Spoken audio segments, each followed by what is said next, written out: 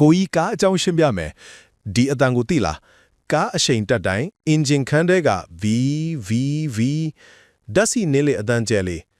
တခါတလေဒါကပုံမှန်အတန်တခါတလေဒါကပြဿနာရဲ့အတန်ဘယ်လိုခွဲခြားမလဲကိုကြီးပြောပြမယ်ပထမဆုံးသင်ကားမှာ turbo charger ပါလားသိထားပါ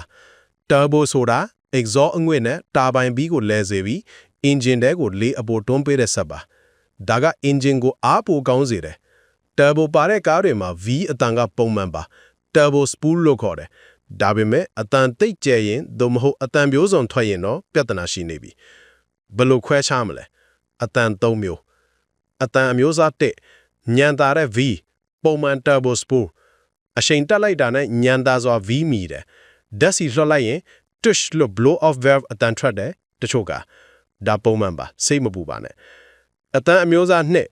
V ကြဲကြဲသို့မဟုတ်ကားအားနဲ့ boost leak intake pipe တနေရာပြုတ်ရင်သို့မဟုတ်အက်ကွဲရင်လေယိုပြီးကျဲလုံးစွာ V မီတယ်ကားကအရှိန်တက်ဖို့နှေးတယ် engine ကအတန်ပဲကျဲပြီးကားမြင်မလာဘူး check engine မီလင်းနိုင်တယ်အတန်အမျိုးအစား၃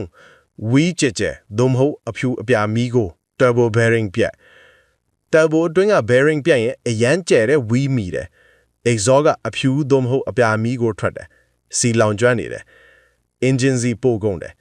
ဒါအဆိုးဆုံးပေါ့ turbo အစ်စ်လဲရမယ်ဒီအတန်ကြားရင်ဘာလုပ်မလဲအတန်အမျိုးအစားတစ်ညံတာတဲ့ V ပုံမှန်ဘာမှမလုပ်ပါနဲ့အားလုံးကောင်းပါတယ် turbo ကောင်းနေတယ်ဆိုတဲ့အထောက်ထားပါအတန်အမျိုးအစားနှစ် V ကျဲ plus R နဲ့ boost leak တစ် engine အဖုံးဖွင့်ပြီး intake pipe တွေအားလုံးကိုစစ်ပါနှစ် turbo ကနေ intercooler C intercooler ကနေ engine C pipe တွေအားလုံးစစ်ပါ၃ပြုတ်နေတဲ့ pipe တွေရင်ပြန်ဆက်ပါ၄အကွဲနေတဲ့ pipe တွေရင်အသစ်လဲပါအတန်အမျိုးအစား၃ V ကျဲ plus Migo turbo ပြတ်ချက်ချင်းဆိုင်ပြပါ turbo အသစ်လဲရမယ်စက်မောင်းရင် turbo အတွင်းကတတ်တူအမုံတွေ engine ထဲဝင်ပြီး engine ပါပြတ်နိုင်တယ်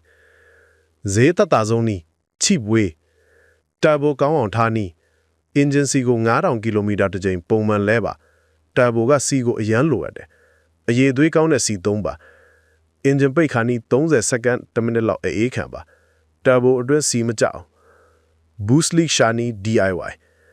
ရေမုံရေမပလင်းနဲ့ရေဘလတ်နည်းနည်းဆက်ပြာကြီးထဲပါ engine ဖွင့်ထားချိန် intake pipe တွေပေါ်ဖြန်းပါပူပေါင်းလေးတွေထွက်လာရင်အဲ့ဒီနေရာက leak ပါအကောင်းဆုံးနီး best way intake pipe ဟောင်းတွေကို silicon pipe နဲ့အစားထိုးပါပိုခန့်တယ် turbo ပြတ်ရင် OEM turbo ကိုပဲသုံးပါဈေးပိုဝင်မဲ့ကြာခန့်တယ်intercooler ကိုပုံမှန်တန်ရှင်းပါတိထားရန် turbo ကပြတ်ရင်ပြင်ရတာဈေးအရန်ကြီးတယ်ဒါပေမဲ့ကာကွယ်ရတာဈေးသက်သာတယ်အချိန်တက်တိုင်း V မီရင်အရင်ဆုံးဘလို့အတန်လဲခွဲကြည့်ပါညံတာတဲ့ V equal ပုံမှန် V ကျဲ plus R နဲ့ equal boost leak V ကျဲ plus Migo equal turbo ပြတ် turbo ကောင်းအောင်ထားဖို့ C ကိုအချိန်မီလဲပါနေ့စဉ်9မိနစ်စာကိုကြီးတို့နဲ့အတူလေ့လာပြီးတငယ်ချင်းတွေကြားမှာကားဆရာကြီးဖြစ်လိုက်ပါ